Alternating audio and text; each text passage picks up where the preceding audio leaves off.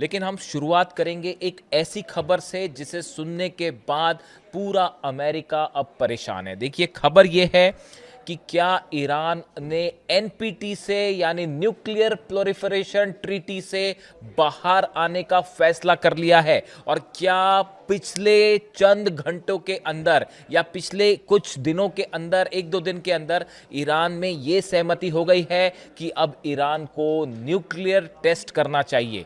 देखिए, ये बेहद अहम खबर है। आपने कई बार देखा होगा इस तरह की खबरें आई कि ईरान न्यूक्लियर परीक्षण करने वाला है या एटमी परीक्षण हो गया, इस तरह की तमाम खबरें आई। लेकिन ये पहला मौका है जब ईरान के एक प्रवक्ता की तरफ से एक बेहद गंभीर स्टेटमेंट दिया गया है। देखिए, खत्म अल अंबिया के प्रवक्ता इब्राहिम जुल्फिकारी का दावा है कि ईरान ने सभी अंतर्राष्ट्रीय समझौतों से हटने का जो है फैसला कर लिया है, खास तौर पर जो न्यूक्लियर समझौते थे। क्या इस बयान का यह मतलब है कि अब एनपीटी यानी नॉन प्रोलिफरेशन ट्रीटी जो है, इससे बाहर, परमाणु अप्रसार संधि से बाहर होने का फैसला कर लिया है ईरान ने?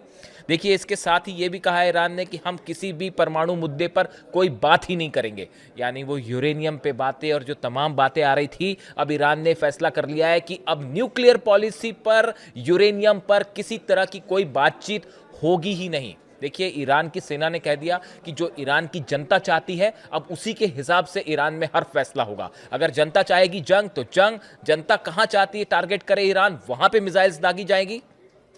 फैसला जनता के हाथ में है। और जो खबरें ईरान से आ रही हैं, ईरान की जनता का मन शायद अब ये कह रहा है कि अब फौरन एटमी टेस्ट किया जाए।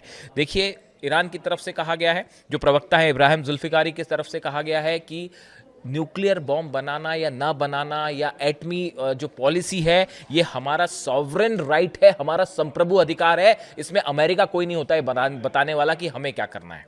अब देखिए, ये इसका जो एक्सपर्ट्स बताते हैं, ये बयान ईरान की तरफ से, प्रवक्ता की तरफ से आया है, लेकिन इसके बड़े गंभीर मायने हैं। देखिए, कुछ समय पहले ईरान का परमाणु अप्रसार संधि जो है, एनपीटी से हटने का एक प्रस्ताव संसद में भी लाया गया था। ये मैं जंग के पहले की बात कर रहा हूँ कि एक बिल पेश किया गया था ईरान की संसद में, जिसमें यह कहा गया था कि जो एनपीटी है, ट्रीटी जो है, जो न्यूक्लियर धमाका करने से रोकती है किसी भी देश को या यूरेनियम एनरिचमेंट से रोकती है, इससे ईरान खुद को अलग कर ले। ईरानी सांसद मलेक शरियाती ने कहा था कि इस प्रस्ताव में देश की परमाणु नीति में महत्वपूर्ण बदलाव शामिल है। इसमें एनपीटी से बाहर निकलना, परमाणु समझौते के तहत ईरान की प्रतिबद्धताओं को नियंत्रित करने वाले कानूनों को रद्द करना और सहयोगी देशों के साथ मिलकर शांतिपूर्ण परमाणु तकनीक विकसित करना भी शामिल है। यानी उस समय जो बयान आया था, उसमें ज्यादातर सांसद, इस तरह से ये बात सामने आई थी कि ईरान के ज्यादातर सांसद ये चाहते थे कि जो एनपीटी के तहत प्रतिबंध लगे हैं, अब उसको मानने की कोई जरूरत नहीं है, खासतौर पर अमेरिका ने जो हमले किए। और अब तो हालात ये हैं कि देखिए, अली खामेनी साहब जब तक थे सत्ता में, जब तक वो ईरान में थे, उनका शासन रहा ईरान में, तब तक उन्होंने कभी भी न्यूक्लियर बॉम्ब नहीं बनाया, एटम बम नहीं बनाया। अमेरिका ने अपने हमलों में एक ऐसे नेता को शहीद किया जो कभी एटम बम नहीं बनाना चाहता था।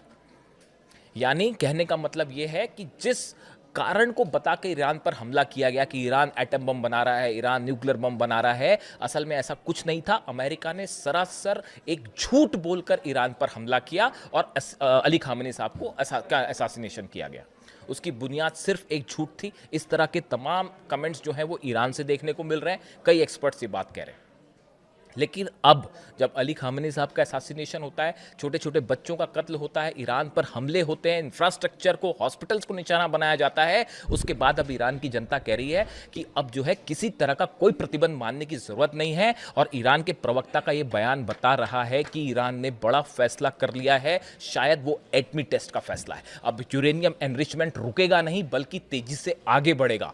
मैंने कल उनके ये जो बयान आया, देखिए ये इब्राहिम जुल्फिकारी का जो बयान है कि अब हम कोई भी अंतर्राष्ट्रीय समझौतों का पालन नहीं करेंगे, खासतौर पर न्यूक्लियर से जुड़े मुद्दों पर, उसको कई एक्सपर्ट से मैंने राय ली। क्या सबका ये मानना था कि जिस तरह से अली खामेनी साहब का असैसिनेशन हुआ, उसके बाद जो गुस्सा ईरान में देखने को मिल रहा है, सड़कों पर लोग हैं, मिसाइल्स जो हैं उस परेड हो रही हैं सड़कों पर, कल ड्रोन परेड हुई, आप तस्वीरें देखिए।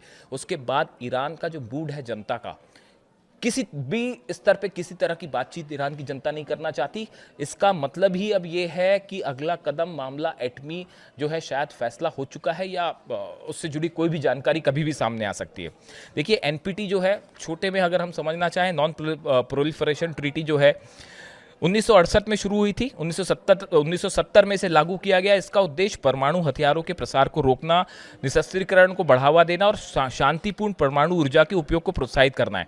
इस ट्रीटी के अनुसार परमाणु हथियार केवल 5 देश अमेरिका, रूस, चीन, ब्रिटेन और फ्रांस तक सीमित रहेंगे। ये ट्रीटी थी, कई देशों ने इस पर साइन किए, कई ने साइन नहीं भी किए, लेकिन इसके नियमों का पालन कर रहे हैं। लेकिन अब ईरान ने यह तय किया, जो संसद में प्रस्ताव आया था, कि इसका पालन नहीं किया जाएगा। देखिए राफेल ग्रासी जो आईएईए चीफ है, इनकी तरफ से भी एक कल बयान आया कि 20 देश ऐसे हैं जो शायद एनपीटी से बाहर आने की कोशिश कर सकते हैं या फिर खुद की परमाणु कार्यक्रम को आगे बढ़ा सकते हैं, क्योंकि अब ज्यादातर देश ये महसूस कर रहे हैं कि अगर किसी देश के पास न्यूक्लियर बॉम्ब है, एटम बॉम्ब है, तो ये उसका डिटरेंस है, वो सेफ है। अगर आपके पास एटम बम नहीं है तो अमेरिका आपको निशाना बना सकता है, चाहे वो कोई भी देश क्यों ना हो। चाहे कभी कहते हैं क्यूबा पर हमला हो जाएगा, कभी कहते हैं ग्रीनलैंड पर हमला हो जाएगा, कभी वेनेजुएला पर हमला कर दिया, कभी ईरान पर हमला कर दिया। ये प्रोसेस रोकने के लिए हर देश के पास अपना डिटरेंट होना जरूरी है, जैसा कि नॉर्थ कोरिया के पास है। नॉर्थ कोरिया पे आप हमला करके दिखाइए, नतीजा क्या होगा सब जानते हैं। मिसाइल्स कहाँ कहाँ अटैक करेंगे और उसके बाद आप समझते ही हैं कि नॉर्थ कोरिया तो है, किम जोंग उन बात नहीं करते, वो सीधा मिसाइल दागते हैं, तो उनको कोई चैलेंज नहीं कर पा रहा। तो इसीलिए अब ईरान पे इस हमलों ने अमेरिका को बड़ी मुश्किल में डाल दिया है। पहले न्यूक्लियर बम नहीं बना रहा था ईरान के पास पहले एटम बम नहीं था, जो नहीं बना रहा था आपने उनको शहीद कर दिया। अब उसके बाद जो अब नई रिजीम आई है, अब वो गुस्सा देख रही है, जो कि अमेरिका के लिए एग्जिस्टेंशियल थ्रेट बन सकता है। और हो सकता है कि इसी को बहाना बना के अगर हमला भी करे तो ईरान की जनता उसके लिए तैयार है कि जो हमला करना करिए, हम तैयार हैं। अब देखिए इसके अलावा जो खबरें हैं, एक तो ये बहुत ही बड़ी खबर है, अगर ईरान में इस तरह का कोई फैसला हो गया है तो शायद जल्दी ही इसका कुछ अनाउंसमेंट हो जाए या फिर शायद धमाके के साथ ही अनाउंसमेंट हो जाए, कुछ भी हो सकता है। तो ये एक बड़ा डेवलपमेंट।